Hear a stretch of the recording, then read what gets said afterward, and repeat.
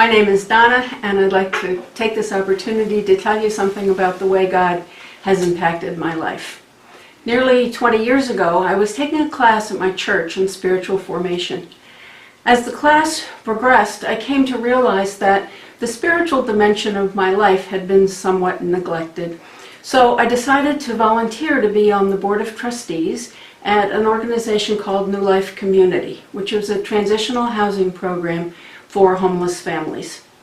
During my interview with the executive director, she said, out of the clear blue, "It isn't generally known, but I'm probably going to resign, and I think you should take this job." It was, needless to say, like a thunderclap. At the time, I had a successful career in corporate America, which I very much enjoyed, and the job, although it had its rubs and problems, was basically very happy, as were my life circumstances. I wasn't looking for a career change, I was just looking for a little more opportunity to serve. As I drove home from the interview, I said to myself, I don't understand this at all. And finally I remember saying out loud, God, if this is what you want me to do, you better give me a sign, because I don't know what this is all about. And then, as God would have it, the scripture reading from my upper room devotional that night was Isaiah 6:8, which says, "And I heard the voice of the Lord saying, Whom shall I send? And who will go for us? And I said, Here am I, send me." As soon as I read these words, I knew what I would do. And 3 months later, I had taken early retirement, I'd left my job, and I found myself sitting in the director's office at New Life Community. I brought to the job many years of management experience, which the agency sorely needed. But I knew nothing about social work.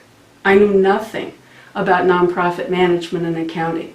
I knew nothing about fundraising and virtually nothing about poverty. You know, as I sat in the office on that first day, I looked around and I remember saying, well, I can't do any of this, but God can. And I just need to hand it over to God and follow God's lead.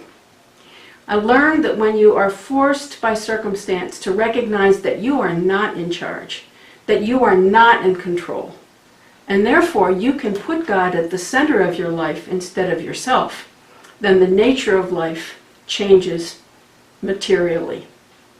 There is a peace of mind and heart that endures, regardless of the challenges, once you decide to let go and let God, as the famous AA saying is. And being free from worry and stress, truly, all things are possible, even miracles.